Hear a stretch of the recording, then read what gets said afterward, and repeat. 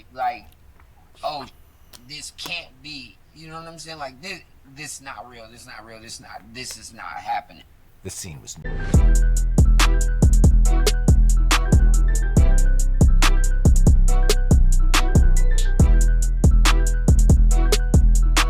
What's up, YouTube? It's your boy Goose, man, with another reaction.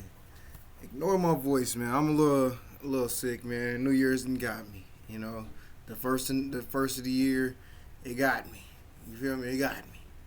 But this video is gonna be about a tenant finding out killer's evil secret. No, I'm not editing that out. I'm not editing it out. We going back to the old days where it's just straight through. You hear me? It's going straight through. Ads and all. Forget it. Ads and all. But if you haven't already, like, comment, subscribe, turn your post notifications on so you will know when I drop my next video. Like for the algorithm, subscribe so I can hit your algorithm, so you won't have to go looking all over YouTube for my videos and things like that. Comment down below how you feel I can do better, or damn, am I shaking? Or we could just have a conversation about this video. Let me get y'all over there to it. Right into it. Our apartment just had this real bad smell, so I go in the basement to check the pipes, see if the sewage that flooded or something. Yeah. It's nothing, but it's a type of thing. The stairs I stepped over. But when I come back, I'm shining my flashlight, and it looks like some blood is leaking from under. This is Mario Nelson, terrified after stumbling upon a horrifying secret in his landlord's basement. The officers questioning him had no idea just how gruesome the discovery truly was, until they themselves stepped foot into the dark basement. Some skin there, so let's have everybody back out. What they were about to uncover would make even seasoned officers question their grip on reality. I unzipped the bag, and we then discovered the body of a woman with the arms and legs and head missing. Who are we dealing with here? You know, what kind of animal does this to a person? Oh, hell no, he on some On Dexter December shit. 2nd, 2018, in downtown Grand Rapids, Michigan, Mario Nelson finally noticed the foul smell his girlfriend had been complaining about for the past 2 days. However, he wasn't alarmed at first, assuming it was just dead mice in the walls. But everything changed when he headed down to the basement. All right. Narrator, we ain't gonna do that. Not today. Let the man talk, okay? Let us figure out his side of the story from him, okay? We don't need all that. Come on. To fetch his cat. To his horror, he stumbled upon a large black tarp with blood seeping out of it. I wait, like, oh, this can't be. You know what I'm saying? Like this not real. This is not happening. The scene was no less disturbing for the officers investigating the crime scene. Although they could confirm that the torso belonged to a female, the absence of legs, arms, or a head made it nearly impossible to identify the victim or determine how she'd ended up in such a condition. That was until Mario revealed a shocking detail. The house in which the body was found belonged to 30-year-old Jared Chance. The officers proceeded with extreme caution as soon as they heard the name. It was the same name as the person last seen with Ashley Young, a 31-year-old woman who disappeared on the night of November 28, 2018. Yeah. Wanting to dig deeper, they questioned Mario about Jared, Ashley, and anything he might know about their connection. Who's this Jared Chance guy? That's the guy who lives upstairs. He lives upstairs. Yeah, this is Jared Chance. This him. Can y'all check to see if he in the house? Because he do got a gun. Is Ashley here? He do got a gun. Y'all check see if he in the house because he do got a gun. Like a couple days ago when I went up there, like he told me to come up there and smoke with him. So I just remember white female, kind of chubby. Okay. You know, like she was a little chubby. Maybe like brunette, maybe like brownish red. Did he say how he knew her? He said what I say. I was like, I you know what I'm saying? Like, oh, you finna hit it because I ain't never seen her. Right. He like, no, I'm just finna woo out. She's finna leave in a couple seconds because I got somebody else coming over. Did you see her leave, or did you? No. You left first. Yeah, I left. Did you ever see her leave? No. Did she come in that focus? Yep. That was her car. Yep. The last time Mario had seen Ashley, her car was parked right outside Jared's house. But now, it was nowhere to be found and had completely vanished without a trace. According to Mario, though, it wasn't Ashley who'd driven that car the last time. You know if anything weird in the car? Man, it was messy. It was like, Yeah. you know, I'm a person, I try to mind my business, you know what I'm saying? So I try not to be all, you know, my girlfriend, she be, you know, out the window all the time. Right, So, right. so like, I would never, honestly, God, if it wasn't for her, I never would even, because, like, when he called, when he knocked on the door, I don't even answer. I just Right. let him, like, forget it, because he normally high off weed and Xanax, you know what I'm saying? I can't have a conversation with nobody like Right. that. So that was that Ford Focus deceased then, I imagine? That's what I'm assuming. He sent me a message a couple days ago, like, if somebody come looking for me, don't tell them I ain't here. Okay. He said that to you? Yeah, it text message. A couple of days ago he said that? Yeah. Yeah. The crime scene was undeniably gruesome. Boy, he giving the whole scoop. He giving he giving the whole Both the scoop. detectives and He don't give a Mario had their shit. suspicions about the victim and the person responsible. However, what Mario didn't realize was that it wasn't the officers who had connected the dots. In fact, someone else had already started their own investigation right after Ashley went missing. It was the morning of November 29th, 2018, and Ashley Young was supposed to meet her mother, Christine, in Kalamazoo, Michigan, to co-sign a lease for her new apartment. At the time, she was actively searching for a new place to live after recently breaking up with her boyfriend, Moody Farron, and deciding to move out of the apartment they'd shared for years. However, the morning came and went, and Ashley never showed up. She wasn't responding to calls or texts, and no one knew where she'd gone.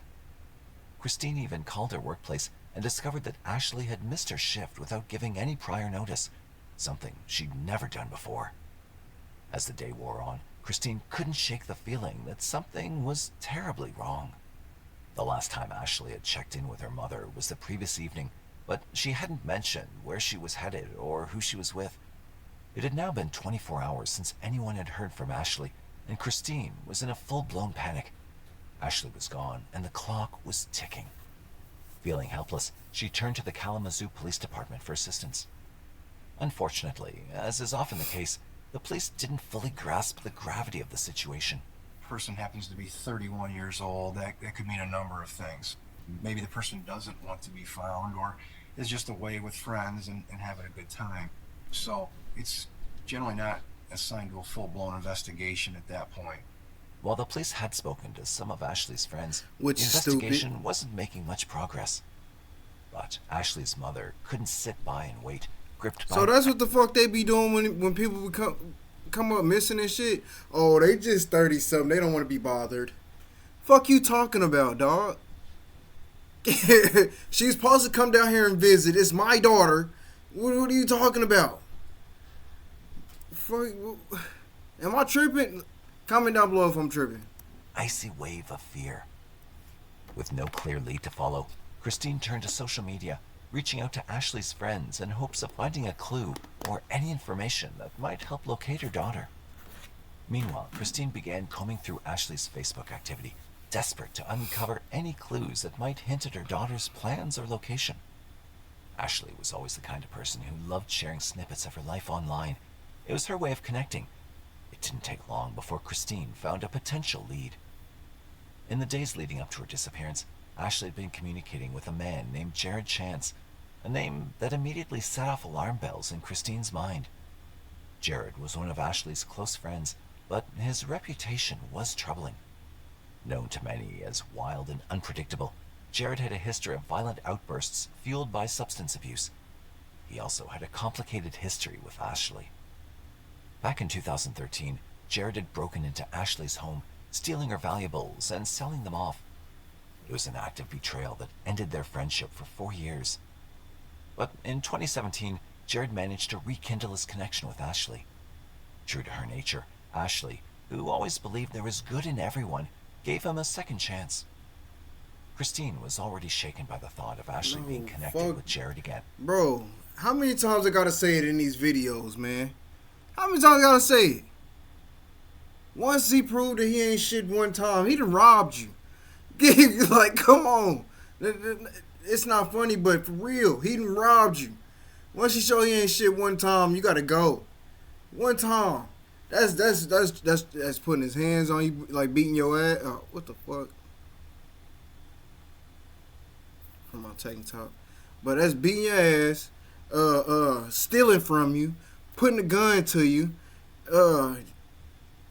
doing some shit that you don't like, you know? Continuously doing some shit you don't. Man, come on. Come on.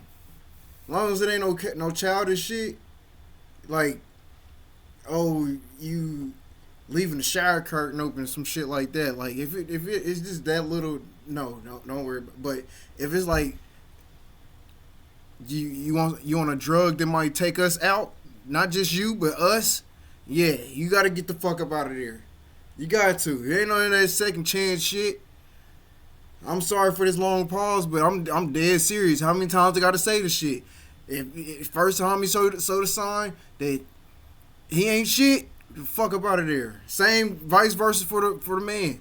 Once she so shines she ain't shit, fuck up out of there. Putting guns to you, all that shit apply to her too. Cause these women out here is getting bad. Not women. They not women. They the B words. It's the difference between B words and women.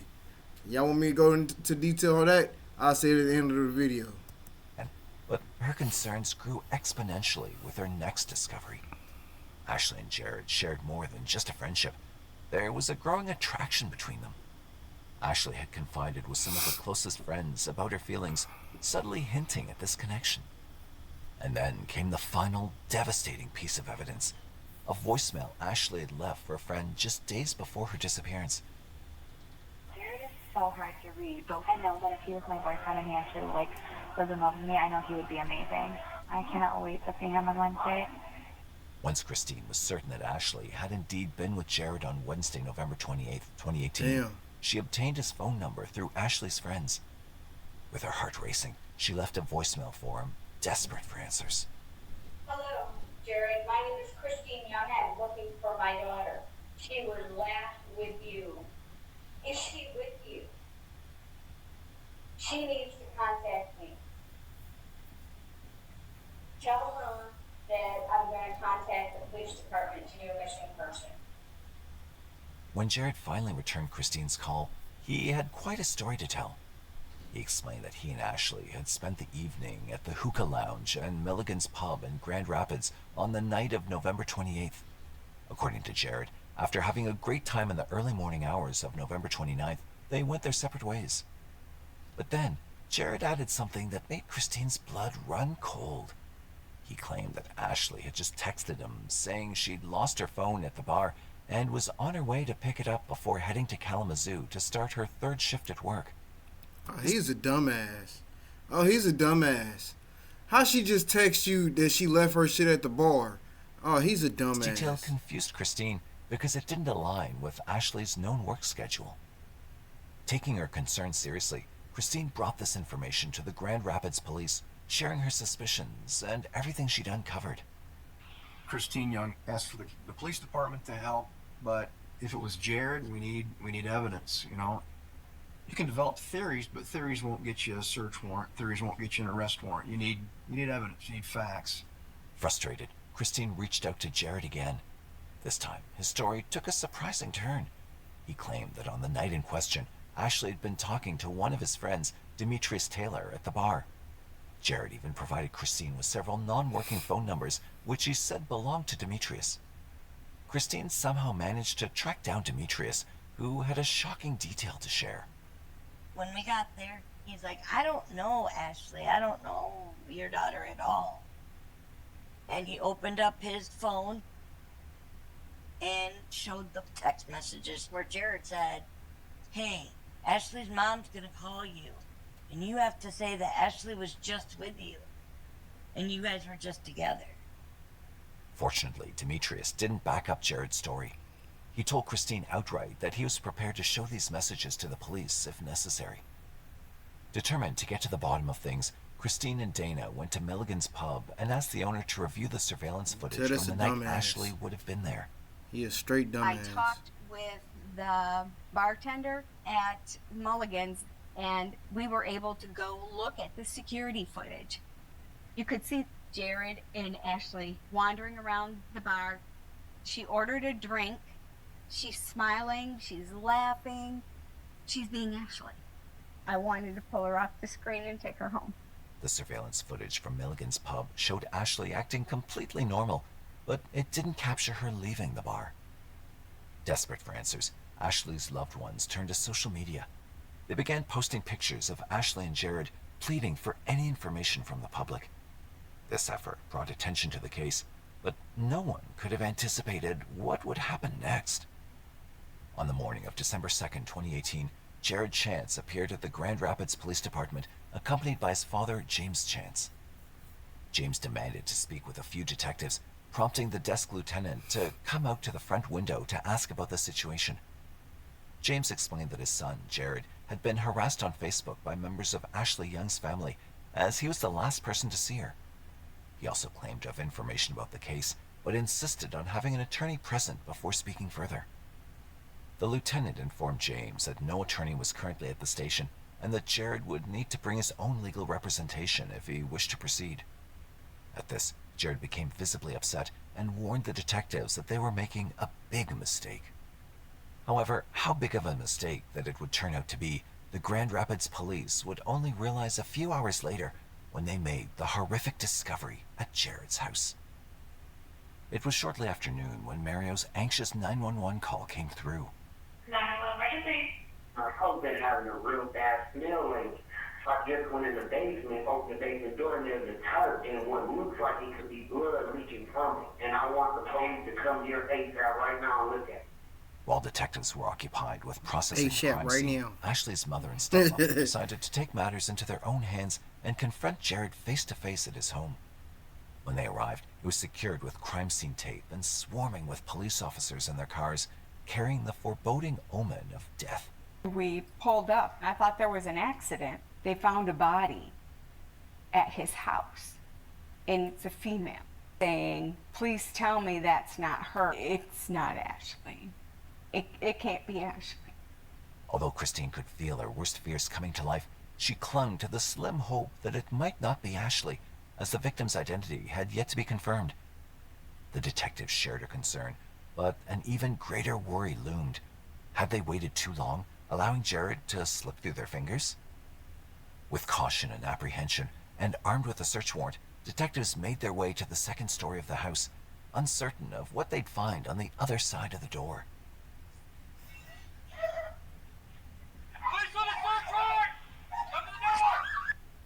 To their utmost surprise, detectives found Jared inside his apartment. Throughout the entire ordeal, he had simply been sleeping. As Jared was secured, he was off that shit. and transported to the station. The Fucking detectives turned their stupid. attention to searching his apartment. Little did they know, they were about to make even more chilling discoveries. When I entered the second level apartment, there was a large brown stain on the kitchen floor. I looked in the bathroom and noted there wasn't a shower curtain in the bathtub. I remember looking at one of the floor vents, and I pulled the grate off, and then I saw cartridges, small caliber. A lot of different areas that we found tested positive for blood. Damn. Detectives also discovered that the shell casings were from a .22 caliber pistol, the same type that Jared owned, though it was now missing from the home. But the most unnerving discovery was yet to come. As they made their way to the stairwell, they noticed a cardboard box. Inside the box, wrapped in black garbage bags, they found 2 legs with no feet and 2 arms with no hands. They also found women's clothing, a hoodie, and a pair of boots with blood on them. All these items pointed to the This nigga's unmistakable sick. signs of gruesome violence. Yet nobody knew exactly what had happened. But the one person who could explain it all was now in their grasp. Jared was taken into custody. He was brought down to the police department to an interview room. You need to take just for a sec? We'll get your cuffs off, okay? Oh, take them off the cuffs. Yeah, you gonna be decent with us? Initially, Jared was somewhat talkative. After exchanging a few words of small talk, detectives asked Jared why he'd come to the police station earlier that day. We appreciate the fact that you came in earlier, and I'm sorry you got turned away. Yeah, no, I just came in just because I read on Facebook that the last person this person was with was me, so I was just concerned and trying to get some information about it, but My dad just told me, recommended me to just ask for the advice of attorney, and because I don't really know what the hell's going on, so I don't want to like sit here and talk about shit that may incriminate me or whatever in any kind of way, because I don't know what's going on. So I just don't want to say nothing right now. To the disappointment. Nigga, they just found all the shit in your house. What are you talking about? You don't want to talk. Fuck is wrong with you? The detectives. The interrogation lasted only a few minutes as Jared immediately exercised his right to counsel. Sadly, this left the truth about what happened to Ashley. Adding to the list of bad news, the coroner couldn't determine the exact cause of death without the head. However, the DNA test left no room for doubt. The poor victim was indeed Ashley. Crazy. Continuing their search for answers, the detectives made their first stop at Mulligan's Pub to review the surveillance footage from the night of Ashley's disappearance. Unfortunately, they discovered that the business had already deleted the video. Undeterred, the detectives expanded their search to surveillance footage from nearby businesses, and soon they came across a clip from one of these establishments showing brief but clear glimpses of both Ashley and Jared together. November 29th, and it's approximately 1:30 in the morning. It shows Jared walking in front of the business. There he goes right now, just kind of strolling along. And then, a few seconds later, that's Ashley there. And once again, we see Jared walk into screen, and then eventually Ashley joins him. All right. We know clearly from the video that Ashley is still alive on the early morning hours of the 29th. Though this video didn't provide new evidence, it was crucial in establishing the timeline, confirming that Ashley was still alive at that point. From the outside, they appeared to be an ordinary couple. Ashley most likely had no idea of Hell the no, I dreadful... did. Looked like they was arguing. Because he was walking way in front of her. She had to say, hey, stop. Slow down. fate that awaited her that That's night. what it looked like. To gather more evidence, detectives began examining Jared's credit card information to retrace his movements. They discovered that between November 29th and December 1st, Jared had visited a local convenience store called Miss Tracy's Party Store, located near his apartment. Video surveillance from inside the store showed Jared making several purchases, including ammonia, alcohol, and trash bags. However, it became even more disturbing when an external surveillance camera from the store captured Jared dumping something into a nearby garbage bin. When police searched the bin, they discovered more evidence: latex gloves, Ashley's person ID, and Jared's blood-soaked pants. The picture was becoming clearer and clearer now. So when you start looking at what he's buying at Miss Tracy's and then you look at his apartment, it becomes pretty evident that Ashley was murdered in the kitchen and then ultimately dragged 10-15 feet and put into the bathtub, and that's where he did the grisly job of dismembering her. Hoping that Jared's cell phone data would help construct a clearer picture of his movements around the time of Ashley's murder, detectives looked into the same. The findings revealed a startling detail. Jared's phone had traveled to Holland, Michigan, about 30 miles southwest of Grand Rapids, where his parents, James and Barbara Chance, lived. We were with Jared on the same day that we made the discovery of the body. The fact that Jared wasn't talking to us, we hoped maybe the parents would lead us, to some of the answers that we were looking for. And so we go and take a trip to Holland. James Chance, Jared's father, answered the door. I explained to him that we had a search warrant, that this was non-negotiable, that his house was going to be searched. On December 4th, 2018, detectives traveled to Holland with a search warrant, unaware that an appalling truth awaited them. When officers arrived at the doorstep of the Chance family home, James answered the door. However, detectives were unprepared for the offhand comment he would make moments later. I spent the next several hours with the Chance family while our detectives and other officers and forensic techs processed and searched their house. His father was a retired police officer, and he made a comment about, I'm glad I'm not investigating this case, that this is a tough case. And I start thinking, how do you know it's a tough case? What do you know about this? Jared's parents stayed quiet, refusing to say anything without a lawyer present, but the state of their house spoke for itself. there was tissue observed on the blade. In the Honda CRV, which was in the garage, we found a small trace of blood.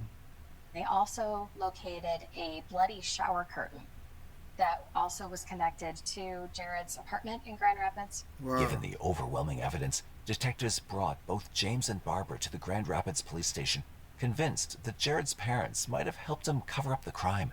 They split the two up, placing each in a separate room, hoping that at least one of them would open up about what they knew or how they were involved. When Barbara's interrogation began, she appeared visibly shaken, in shock, and clearly worried about what would happen next. I'm scared. I just don't know what to do. I want to be cooperative because I don't feel like I perjured myself. But at the same time, I don't know. Barbara admitted that when Jared came to their house, he was crying and told them there had been an accident. Okay, tell me what he told you. He said there was an accident. They had been drinking and they were playing with the gun and she got shot in the face. Who was holding the gun when it just went off? She was. That's what he told you? Yeah, I said, did you kill her? He said, no, Mom, I would never kill anybody. I would never kill anybody. She was my friend. In another room, James was telling the same story. Both James and Barbara explained that Jared himself had dismembered Ashley's body, moved some of the evidence to his parents' house, disposed of some of the evidence, and dumped some of the body parts. However, when they were asked about the location, they had different things to say. But I didn't know the details, how much. He told me about the hands and feet, and I didn't know about other parts. Okay, so he told you the hands and the feet. You didn't know about the head, you say? And then he told me about the head. You didn't shoot yourself, don't we? I don't know. I really don't know that. I'm going by what he told me. He told you more. I know he did. I know he told you more. And I know you're trying to be a dad and you're trying to protect. Well, it's not about being a dad yet. I will tell you what he told me if I can remember it and recall it. But your memory's good because you remember that officer having white hair and a uniform. So your memory's... that. The detective questioning James was already on edge about his shifting story. At first, James maintained that he didn't know anything beyond what he'd already shared. Then he claimed that his age made it difficult for him to recall certain details. But just when the detective thought he had a handle on the situation, James made an unexpected slip. Tell me everything. He said that and I'm gathering that there's a problem with the damn gun. And, and he said she took the gun and pointed at herself and it went off. Okay, let me stop you. You just said he pointed, and then you stopped yourself. No, I said that. You said he pointed. I meant she. I know, but you're making these slip. James tried to backtrack, offering excuses for why he misspoke, but it was clear to the detective that he had used the word he instead of she when asked about who had pointed the gun. It was a small detail, but it revealed that James knew far more than he was letting on. Then, to the shock of the detective, he made an atrocious statement. See, this is all interrogation stuff, and I'm not to make statements to the fact that we're all victims here. I'm a victim of this too, and I'm offended that I've been charged with felony because of the way the system is set up. Despite repeated pleas from detectives to both Barbara and James to reveal the location of the rest of Ashley's remains and give her family some much-needed closure, they refused to cooperate. Detectives knew that recovering Ashley's head was crucial to understanding exactly how she died, but the Chance family offered no assistance. To make matters worse, a horrifying realization struck them. On the morning of Sunday, December 2nd, 2018, when James and Jared had come to the police station, their car had been parked right outside. In the trunk of that car were Ashley's dismembered limbs. It was not just a gut-wrenching thought. It was now a haunting reminder of missed opportunities hanging over their heads. Ultimately, both James and Barbara Chance were charged with perjury and accessory after the fact to a felony. Jared Chance faced a much more serious set of charges, including second-degree murder, mutilation of a body, tampering with evidence, and concealing a big shaggy-looking ass nigga. Like, come on, man. Death.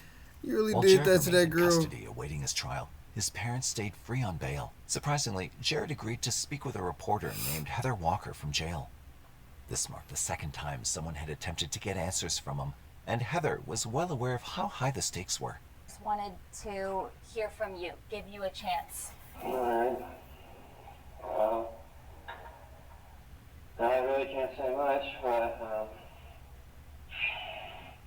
I don't even really know what to say. Well, what happened to Ashley Young? I can't even talk about it. You can't talk about it because you're so emotional, or? I just can't, well, that too, but, yeah, I don't know. Jared, can I play you something? I spoke with Ashley Young's mom last night. I just want to, this is what she had to say. Can you see it? Because I want to bring my daughter home. They know, the parents know something. There are people out there that know something. I just want my baby. I want her to come home. Please. I need help finding her. I need help finding her. I do. I really do. I want her home. Ashley no longer has a voice. Was Ashley's mom last night. She just wants to bring the rest of her baby home. There are pieces of her that are missing. But I don't even... What? You already caught, nigga. You already caught. Give it up. I don't know what to do here. Although it seemed like Jared was hesitating for a moment, as if he might reveal some details, he ultimately refused and ended the call. He kept saying, I don't know what to say. I just don't know. Well, you know what? I think he didn't know what to say because his daddy wasn't there telling him what to say. Jared Chance's trial began on September 9th, 2019. The day before, he'd rejected a plea deal that would have required him to disclose the location of the unrecovered remains. Prosecutors knew that without the head or confirmed cause of death, securing a conviction would be an uphill battle. However, they were determined to fight against a man who, to them, didn't even seem human. But then to cut through their flesh, cut through their spine to remove their head, to take off the lower legs and the ankles, to take off the feet. These are actions that no normal, sane human You fucking psychopath. Everyone wants justice for Ashley. Problem is that some people want vengeance.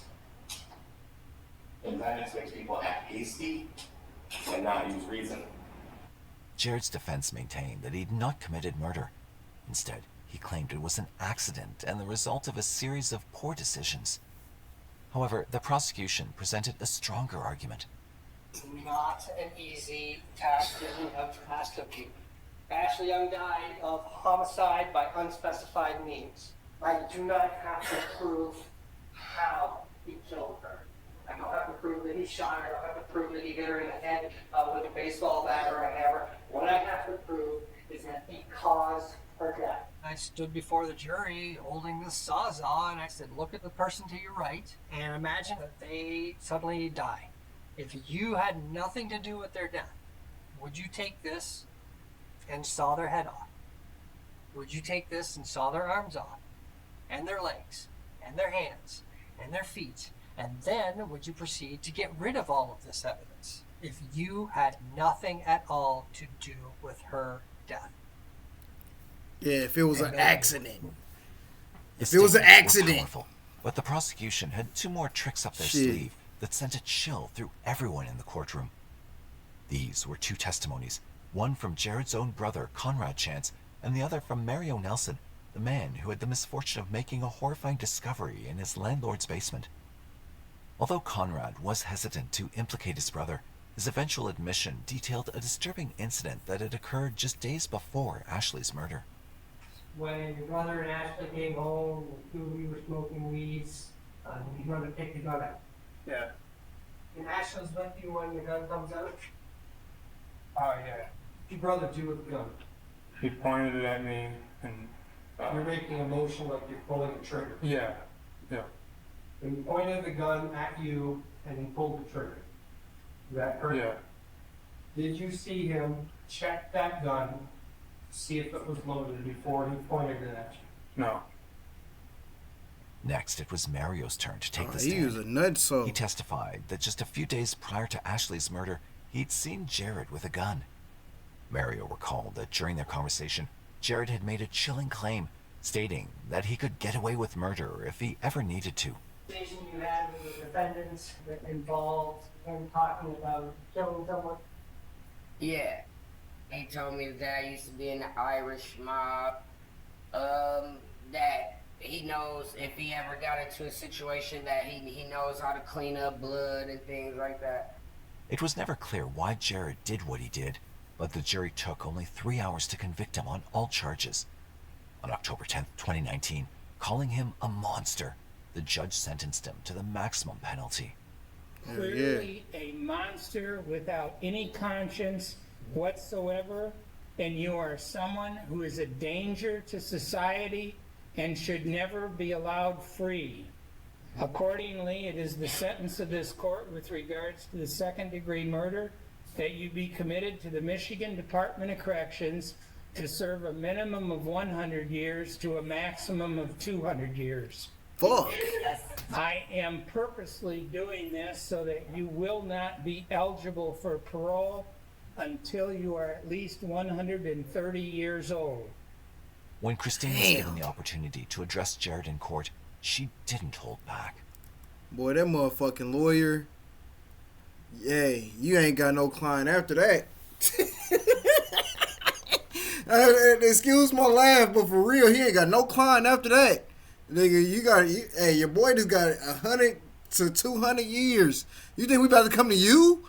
Oh no. Oh no. 7 days a week. 18, I was told I would never have children by a doctor. I thank God he gave me the gift of Ashley. Even though it was for a very short period of time. God gave me that gift. You have no right to take her from me. This is what's left of my daughter. If I want a hug, I have to hug her and close my eyes and pretend that she is hugging me back. Dear Chance, I want to rip you limb from limb and discard you like trash, like what you did to Ashley. You do not deserve to breathe. He numb to that shit too. He don't give a fuck.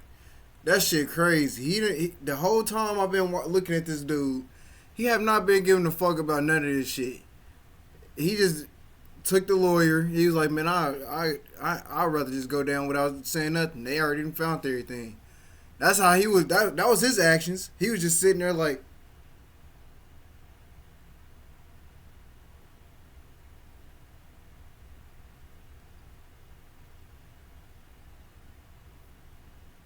That's it. He didn't give a fuck. Ultimately, Jared's parents didn't face the same level of harsh punishment as their son. Barbara pleaded guilty and was sentenced to 45 days in jail, although she ultimately served only 29 days. James, on the other hand, chose to go to trial.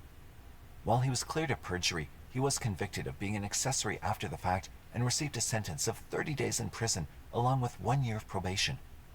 However, he ended up serving only 14 days. Before we conclude, we extend our deepest condolences to Ashley's family and loved ones. It's impossible to comprehend how someone could betray a friend in such a horrific way and rob her family of the peace of laying her to rest with dignity.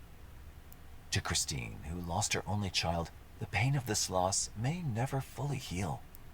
However, Ashley will always live on in her heart, a constant reminder of the love they shared. What are your thoughts on this case? What do you think could have driven Jared to commit such a horrific crime? That nigga's a weirdo. That's all I can see. That's all I can see about the nigga. For real. Oh, excuse my language. But he's a weirdo. Simple as that. He just weird. Am I moving faster than... Yeah, I'm talking? No. But if you enjoyed this video, like, comment, and subscribe. Turn your post notifications on so you will know when I drop my next video. Like for the algorithm. Subscribe so I can hit your algorithm so you won't have to look all over YouTube for my videos. I'll just be right there. You know, I need something. Something. But yeah. Comment down below how I could do better. How you feel I could do better. If y'all want to have conversations about this video, also comment below, you know. But don't forget to subscribe, man. Don't forget to subscribe and hit the like. Don't forget, man. Turn the post notifications on so you know when I drop my next video as well. But yeah. Rest in peace to Ashley. Prayers to the family. I send my heart out to you guys. People out here sick, man. To all my women again. Women, man, whoever going through the domestic, the DV stuff, leave, man. Save yourself before it get even worse. For real. Don't be out here being with somebody just because it feel good. That shit don't matter no more. It's all about this. They ain't making this feel good and changing in the way that you want, well, not even that you want them to change, but a better person of themselves. If they ain't changing to be a better person of themselves, you got to get the fuck away from that person. Until next time, your boy Goose, out, man.